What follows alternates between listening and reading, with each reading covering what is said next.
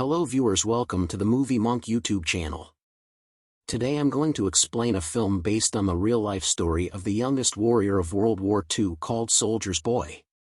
Spoilers ahead, watch out and take care.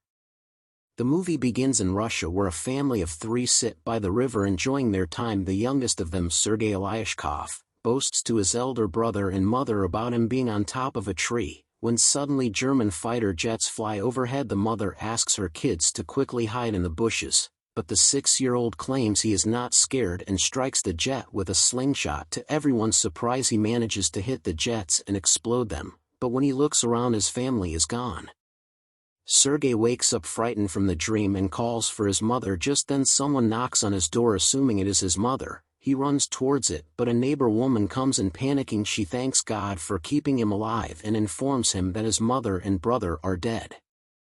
The little boy cannot comprehend what she is saying and wants to stay in the house to wait for his mother. The woman tells him that the Germans have attacked them and that he should run away. Just then some soldiers approach their house. The woman makes Sergei run out through the window, but is shot dead before she can join him. The little 6-year-old is now on his own with no family and friends. As Sergei runs away from the house, he sees his whole neighborhood burning behind him. He calls for his mother in vain and runs away from there. After running for a while, he ends up in the middle of the woods. The little kid starts to call for his mother to come and get him because he is lost that night. He stays in the jungle. The following morning we see him drink water from a river. When the enemy soldiers approach his way, Sergei, knowing that they are dangerous, quickly hides inside a tree's roots. He is startled when a snake comes nearby but doesn't utter a word or run away. Sergei is more scared of the soldiers than of the snake. The soldiers eat by the river and go away, after which Sergei takes their leftover food and devours it for the night. However, by the end of the day, the little boy is exhausted. He hasn't had a proper meal in 2 days and has been walking with no destination. He falls down as he limps but doesn't stop walking. While on his way, he sees wild berries and devours them, but just then an explosion occurs behind him, taking him by surprise. The boy gets dizzy and starts to hallucinate someone coming behind him. However, even in such conditions, he stands brave and tells the person he has a rifle and is not scared. He limps forward but falls unconscious. After a while, he is asleep. 2 soldiers approach him. The scene cuts to the Russian army base where Commander Kuznetsov waits for his patrol soldiers. They come in with a little kid who is injured and weak. When the soldiers claim they are on his side, the little boy opens up and introduces himself. The soldiers laugh when the kid shakes his hand with the commander, suggesting he introduce himself to the soldiers, feel affectionate with a little kid and circle him around. They make him drink water and feed him. Even the otherwise cold commander takes care of the kid. A nurse named Katya dresses Sergei's wounds and is charmed by his personality too. The kid asks her to draw a tank on his wounds because he wants to be a soldier when he grows up. Even the injured soldiers talk to the kid and feel lighter. Sergei is fascinated with the commander's gun in his batch. The commander too answers all the little boy's questions and lets him play with his honorary pistol. After taking the bullets out, Sergei shows him the tank drawn on his stomach and boasts about being a soldier himself. The boy is healing very quickly. The nurse Katya asks the commander to let the boy stay with the battalion, but he disagrees, claiming that it won't be safe.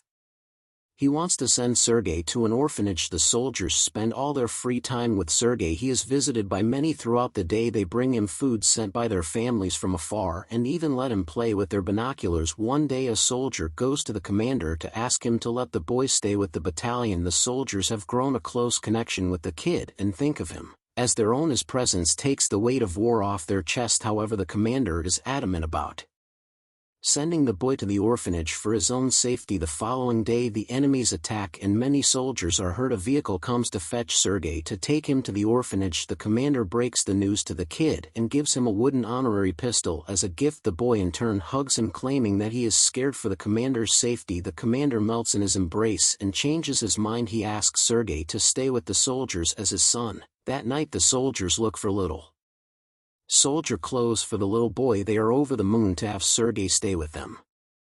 The commander wakes Sergei up and gives him the clothes. He wears them and runs around looking like a real soldier. The others start calling him their little soldier boy. As the kid runs around, the Germans launch an air attack on the battalion. The soldiers quickly take Sergei to a safe place and fight the others. The number of injured soldiers grows rapidly. Sergei wants to make himself useful, so he brings water, To thirsty soldiers, one of them asks him to read a letter sent by his family because he has a bandage over his eyes. The little boy wants to help but doesn't know how to read. He takes the letter and starts making up the things written on it, claiming that the soldier's cow is safe back home. When the soldier says he doesn't have a cow, the others tell him to go along with the story and laugh. He reads everyone else's letters in the same fashion and cheers them up. In the following scene we see Katya and the commander talking. The two seem to be attracted to each other but do not confess their feelings. Later Sergei tells the commander that he is of the orderly position in the battalion and starts introducing himself as one. However, the boy then sees one of the soldiers stationed destroyed from the attack. The commander teaches him to take his hat off to pay respect to the dead soldier. The next day he insists the commander give him a mission and is given a task to distribute the letters among the soldiers. He completes his task efficiently and even makes the soldiers dance for him. The following day Sergei goes a little far from the base with his binoculars. As he is playing with it, he sees someone's leg moving from inside a haystack. He rushes back to the battalion and tells the soldiers about his findings. The soldiers are skeptical but go with the boy anyway. When they reach near the haystack, they are alerted to see two German spies hiding underneath. The spies are arrested and the kid is praised for his intelligence. That night, the commander shows Sergei the legal papers for his adoption. He is now officially the kid's father. Sergei knows of the commander's feelings for Katya, so to repay his kindness he takes him to confess to her, but the two see her talking to a different man and wrongfully assume she is interested in someone else. The base is attacked by the Germans again. This time Sergei helps the soldiers with all his might by supplying ammunition to the soldiers in the front line, but the soldiers there command him to go back to the shed because it is too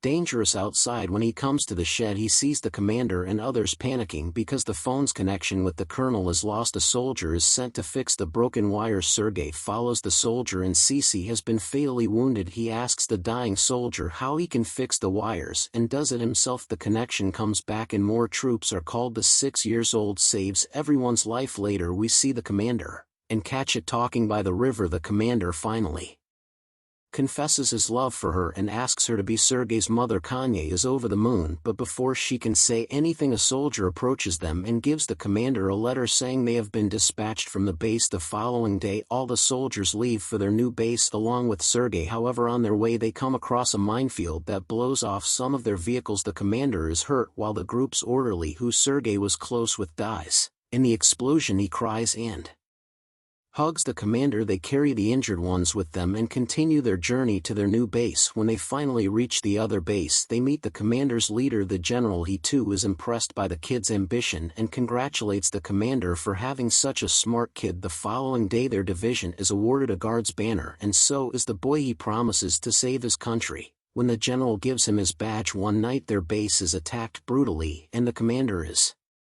trapped under the ruins. Sergei cries for his father and tries to save him. He calls the other soldiers who finally bring the commander out. The next day Sergei approaches an injured commander. His hands were hurt while trying to save the commander. The kid is now an inseparable part of the team. He doesn't have a family beside them and moves wherever they go in the war. The movie ends as the regiment is seen moving to another base. A voice in the background narrates that he even took part in the Stalingrad battle and reached Poland with the soldiers. He is currently known as the world's youngest soldier ever, and the legendary story of his bravery is now spread for the whole world to hear. Subscribe for more videos like this, turn on notifications, and leave a like to help the channel out. Thank you for watching. Stay tuned for next video.